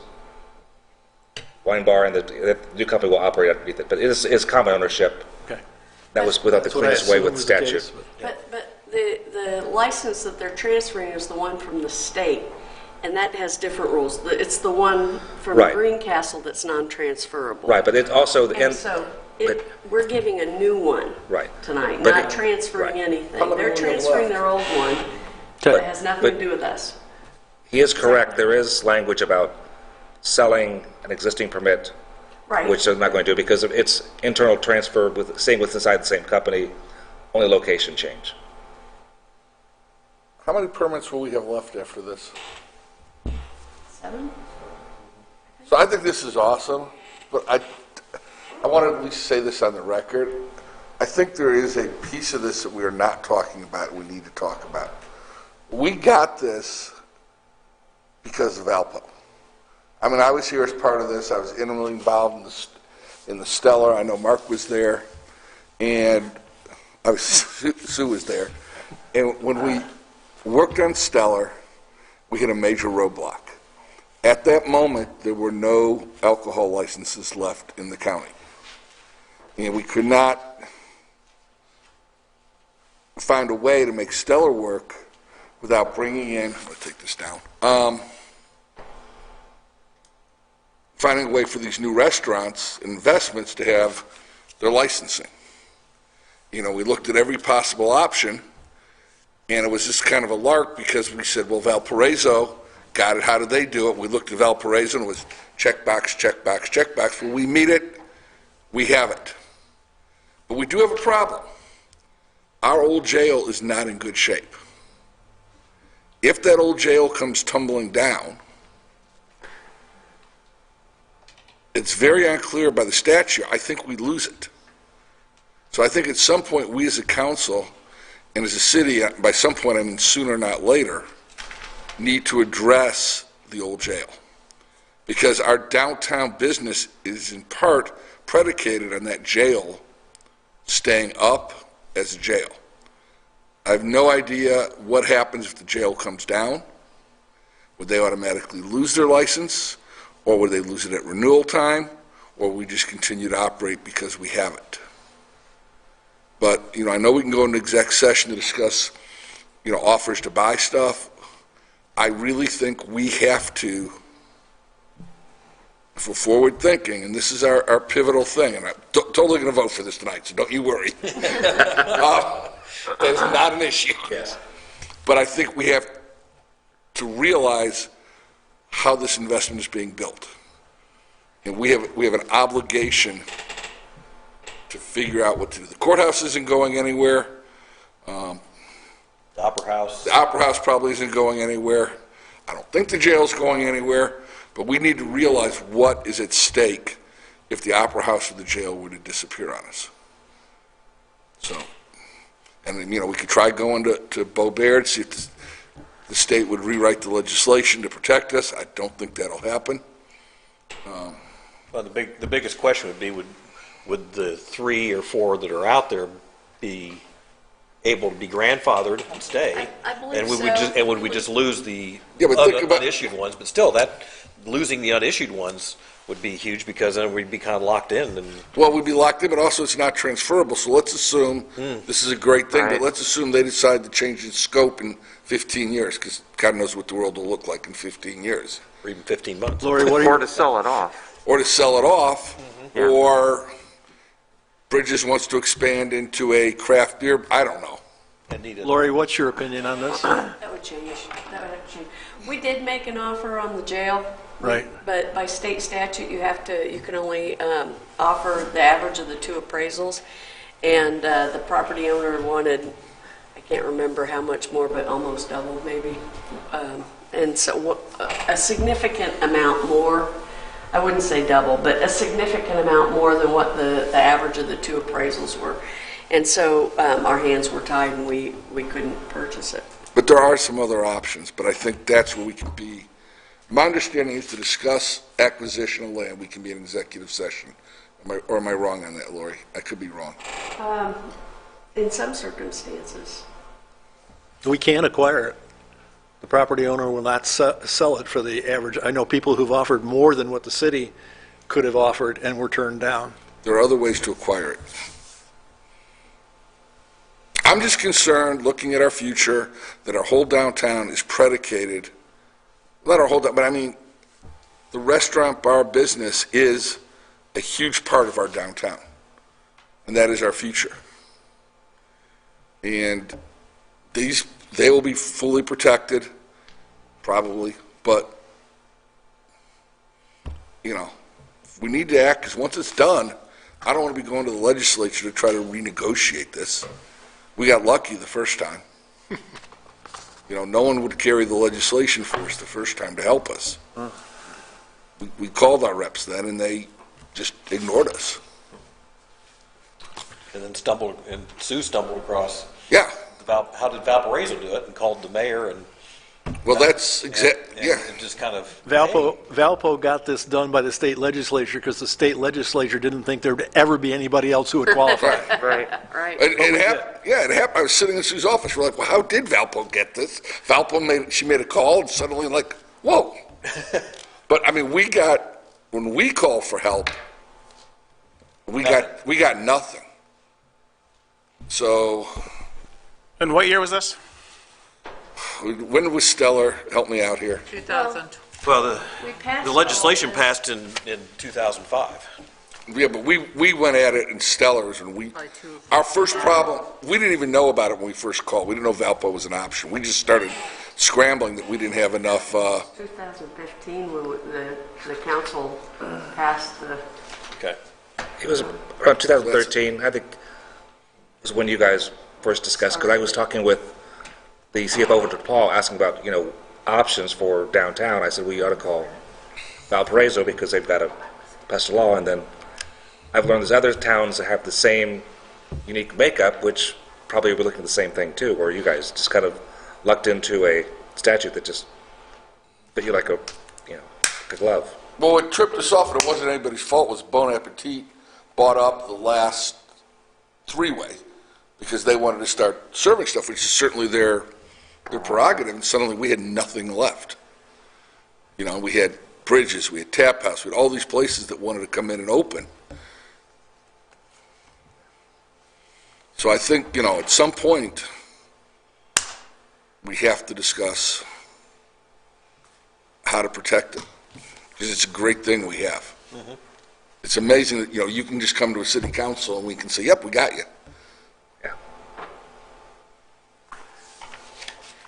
I'm And going to it does extend a little beyond downtown. There's a, That's 700 feet. well, it actually extends all the way out to about where, we got Taco Wapo is across the street from us. Okay. Because the previous restaurant there was looking into it. So it's got a little bit of a, More than 2 football fields. yeah, it's got some oomph to it. I'm going to make a motion that we pass resolution number 2022-1, a resolution of the Common Council of the City of Greencastle, Indiana, recommending issuance of a downtown alcoholic beverage permit pursuant to IC 7.1-3-20-16, parentheses G. Close parentheses. The G's important, too. I second Dave's motion. Veronica? We have a motion and a second to approve Resolution 2022-1. Any further questions or discussion? Hearing none, please indicate your approval by saying aye. Aye. Any And opposed or abstentions? And I think that we don't want to forget what Adam's brought up here. I think No. we need to, whatever the next steps are, whether it's, I don't know what that'll be, but, Mark, you know. sign that and hand it. Thank you all. Encasing it in Thank you. Foxy or Thank you. Thank you, Greg. Greg, do you have authority to That's sign Okay, Mark will sign compliance it. agreement? Mark, will you sign that, and then he'll sign it, and then we'll have it. Okay. Is there a resolution coming around about the, this is for the First resolution is coming around for signatures. Moving on We just to need one this- of those on 22-1. Moving on to the next item of business is Resolution 2022-2, a resolution supporting Main Street Greencastle, Inc. And Mike Richmond is here to answer any questions. Whereas Main Street Greencastle, Inc. was founded in 1983 by the community with the support of Indiana Yeah, Landmarks trash isn't coming. as the second official Main Street organization in the state, following in the footsteps of Madison, Indiana, one of the original 3 1970s Main Street communities. And whereas in 2011, Greencastle was selected as one of the first stellar communities by the Indiana Office of Community and Rural Affairs, resulting in numerous new partnerships and significant additional public and private investments. And whereas for the past nearly 40 years, Main Street Greencastle has played an important leadership role in promoting the historic Courthouse Square Business District. And whereas these efforts have resulted in numerous volunteer hours invested, substantial economic investment, streetscape and other infrastructure improvements, promotions enjoyed by the community, and new and expanded businesses. Whereas the mission of Main Street Greencastle is to develop community partnerships in order to create and support projects and events that capitalize on downtown's historic architecture to be enjoyed by the community and visitors, as well as support our local businesses and organizations. Whereas the vision of Main Street Greencastle is to create a unique atmosphere by highlighting our local musicians, artists, and chefs, encouraging residents and visitors to support our local businesses and organizations while building pride in our community. And whereas under the Indiana Main Street program, Main Street Greencastle is applying for accreditation to become an Indiana accredited Main Street organization. Now therefore be it resolved by the mayor and the Common Council, therefore be it resolved, both the mayor and the Common Council support the following. 1, the continued partnership between the organization and the city of Greencastle, the continued growth of the organization and the expansion of its efforts to support the further development of the historic Courthouse Square Business District, the mission and vision of the organization, and 4, the application for accreditation that will be submitted to the Indiana Main Street program on February 10th, 2022, passed and resolved by the Common Council of the City of Greencastle at its regular meeting this 13th day of January 2022 with appropriate signature lines. So Mike, do you want to maybe just say a few words? Yeah, I guess I just need to answer the question is why we're doing this now after 40 years. As of January 1 of last year, Indiana Main Street announced a 3-tiered system that they have developed with National Main Street. It basically puts all of the main streets within the state into these 3 categories, mainly to kind of prioritize resources from the state level. We were placed in the bottom category, if you want to call it. With that placement, we lost ability to get grant funding, and we lost some resources, and we lost our direct connection with, or a direct line of contact with Indiana Main Street. So we were just kind of pushed off into our regional representative. Well, why was that? Well, so they haven't ever released any sort of a rubric or a grading scale or anything as to where these placements were made. And we weren't given the ability to make a presentation or give additional information. It was a strange process, but this is the first year where we were able to make adjustments with our standing. So we're applying for the mid-tier, and then we'll have to stay within the accreditation stage for 3 years before we can apply for national accreditation. Mainly, I believe it was based on having a paid director, having our budget at over $50,000 based on national Main Street standards, and then making sure that we are working all the points of Main Street was kind of about as detailed as they got with the application. So we've solidified our budget. We have paid staff. We're working more closely with the Heritage Preservation Society now. We have all of our ducks in a row. So this is just a confirmation that our cooperation with the city has been intact and will remain intact for the next couple of years. So that's where we're at. So those 3 bullet points are what, if we have the paid staff and a budget of over 50,000, well, and some other things. in the 84-page application that we have to fill out to go through accreditation. Does that mean that we can then move up to the second level, the mid-level? So once February 10th is our deadline for that. They'll do a review of the application. I believe this year we'll get a chance to go and give a presentation and supply any additional information that they didn't request or we couldn't fit into the application. And then we should be having a tour of downtown where Indiana representatives can come meet with our Main Street organization, and we can kind of show them around and speak to what we're doing, and then they'll make the decision. And then we're stuck in, I'm pretty confident we're going to get the accreditation. We'll be stuck within the Indiana Main Street accreditation for 3 years before we can look for national accreditation status. So again, what it does is opens up our line of contact with Indiana Main Street reps, and not just our regional rep. Opens up grants and trainings and resources from the state level. I think I'm going to make the motion to adopt resolution number 2022-2. That's a lot of twos. Because I think this is really important. I didn't realize that we were kind of lost a lot of standing, and I think it's important that we get back to that. And I think that Main Street, in all these years, we've been very active, and some years more active, and I think it's much more active now than it has been at some points in the past. So I want to see us get back to that accreditation and hopefully even national recognition in a few years. I'll second the motion, Stacy. We have a motion and a second to adopt Resolution 2022-2 as presented. All those in favor signify by saying aye. Aye. Any opposed or abstentions? Okay, we'll have one come around for signatures. Yeah, I think, Linda, I think we never got the ordinance, second reading of for the trash ordinance. Oh, I'm sorry. Here, I have that. Okay. Okay, thanks, Mike. We'll get you a copy Yes, thanks, for Mike. inclusion on the application. Okay. You don't need me to stick around to sign or anything? I'll get it to you. Don't worry about it. Thanks, Mike. Thank you. Okay, next is our last item of business, and that is Resolution 2022-3, a resolution opposing legislation regarding the business personal property tax.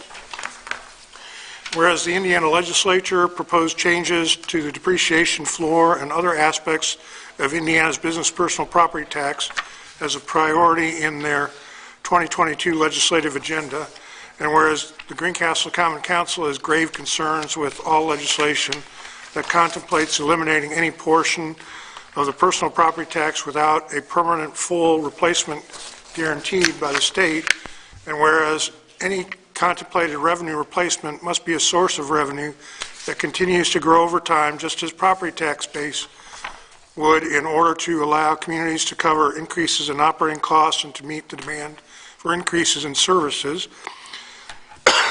Excuse me. And whereas a permanent state tax credit applied to all proposed business personal property tax reductions, holidays, phase-outs, etc., could eliminate an unnecessary burden on local government in order to continue building healthy Indiana communities.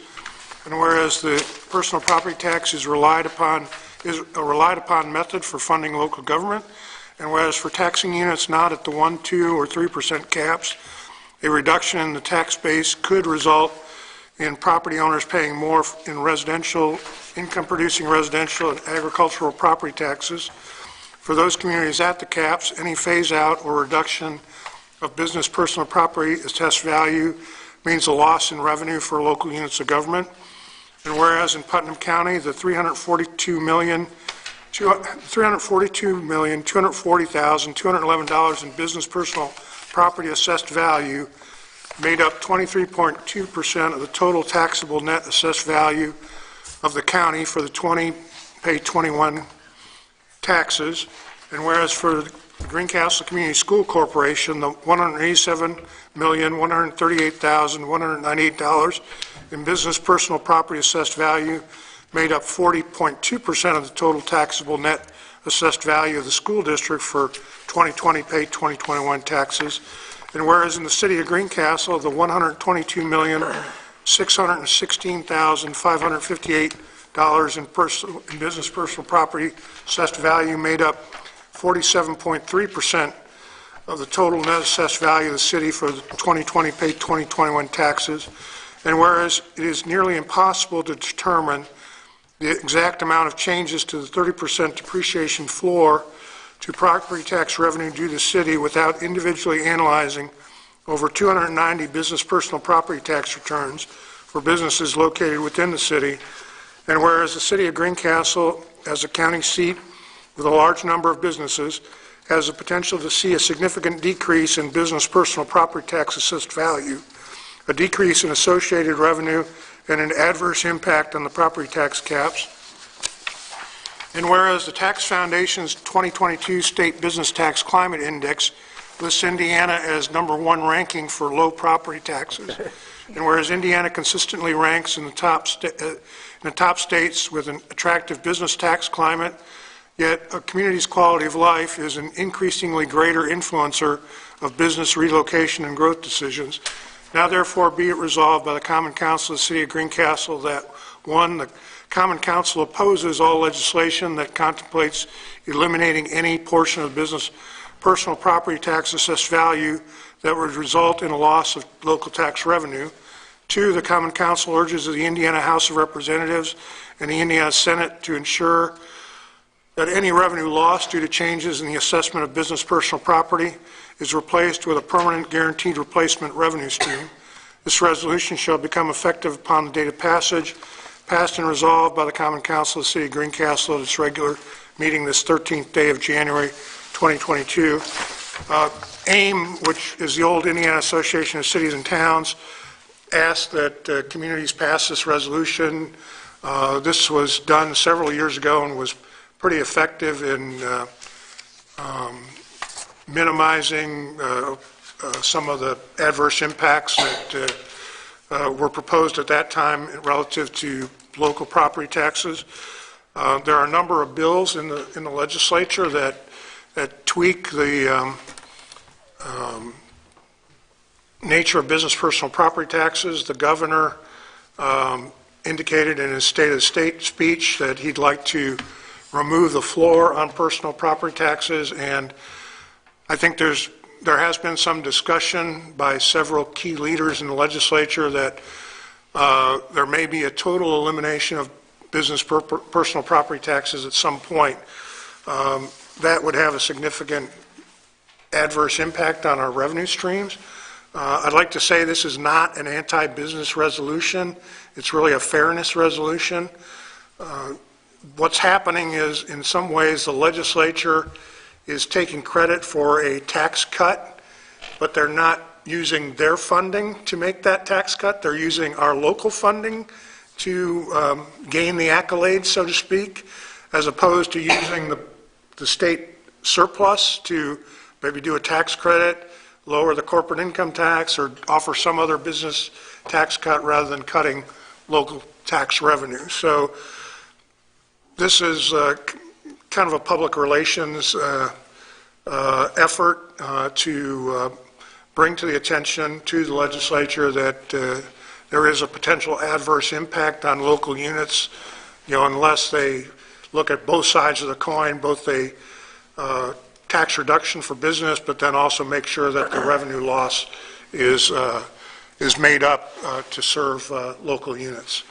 So, Mr. Mayor, I appreciate the fact that you said it's not an anti-business resolution. And I did talk to the folks at Accelerate Indiana Municipalities, and I think we might be one of the first cities or city councils to take up this resolution. But, I don't oppose any efforts intended to help businesses use their capital assets to generate a return on their investments. We support our tax abatements to try and spur investment in our community. And Indiana itself has been terrific in enacting policies that give us a leg up over other states, especially in the Midwest. And I think there are 11 states overall that don't have a tax on their business personal property. And Michigan's phasing theirs out, I believe, in 2023. So it's important that Indiana continue to enact policies that give us that leg up. That being said, what I don't want to see is a shifting of the tax burden toward homeowners. And I don't want to see further strain on municipalities to provide basic services. So although it's great to actually see the tax pie shrinking, I just want to make sure that the burden is fairly distributed and reflect exactly what you said.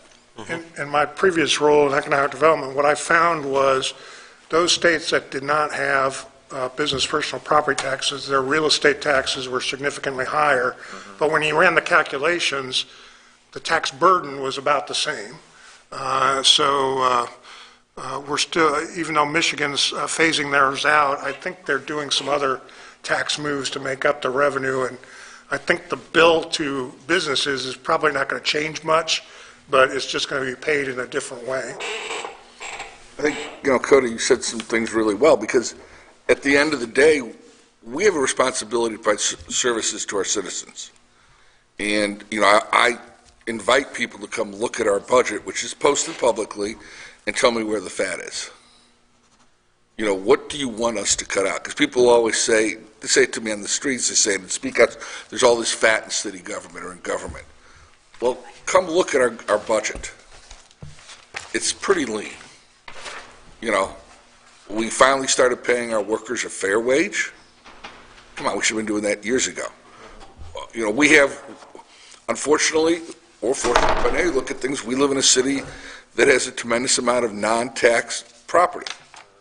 At one point, we might have been the highest in the state. I'm not sure if we still are or not, but we're up there between, the courthouse, the colleges, the churches. We host every school for a consolidated school district, all non-tax. So, yeah, I want to protect businesses too. They're our lifeblood. But I've also got to get, somebody's got to pay to put the fire department out there. I love our park district. Somebody's got to pay for that. So you said it well. I mean, make it fair. Make everyone pay their fair amounts. And we don't pay that much here in taxes. My dad used to laugh at me. I bet. He's from Ohio. He would look at my tax bill and he'd be like, crazy? Certainly, we want to make sure that, when a business calls, our police and fire respond just as quickly, just as much good service as to our residents, that the streets in front of our businesses get plowed and repaired just like they do in our residential neighborhoods. So, see what happens. But what hurts us in Indiana is the 1%, 2%, and 3% property tax caps, which Indiana is just one of a few states that have those kind of caps, and that adds another element to this equation as assessed values change and shift and things like that. Am I remembering, Linda, something on the order of $600,000 lost to property tax caps That is last year? correct, and that will go up. That keeps growing. With this, it will really go up. But I didn't really think, Mark, because your email today made it make a lot more sense to me. Well, and I think what Bill, stated was, I think is a very valid point, is they're trying to get a win by this legislature by saying, hey, we're cutting your taxes. Right. We're not cutting the state's taxes. They're cutting it at local government, and we have nowhere else to go. And the state is, every one of us is going to get $120-some back this year in the form of a check, because the state's got so much money in the treasury. And then if you're married, you're going to get twice that. So it's every taxpayer and every spouse. So, they've got so much money in the treasury, and so if they're going to cut taxes, why don't they cut their own taxes instead of cutting our taxes? Because we have nowhere else to go other than user fees. And I don't think we want to start, piling on user fees for everybody that wants to do something and, use some of our services. So I think that's the legitimate thing is that they're trying to say, hey, we're cutting your taxes, but they're not cutting their own.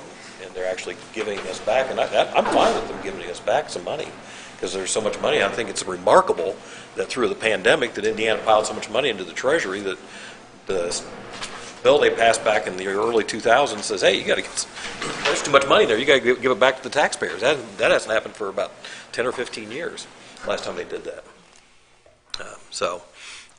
I'd like to call the question on the resolution. I'll entertain a motion to approve Resolution 2022-3. I'll make the motion to approve that resolution.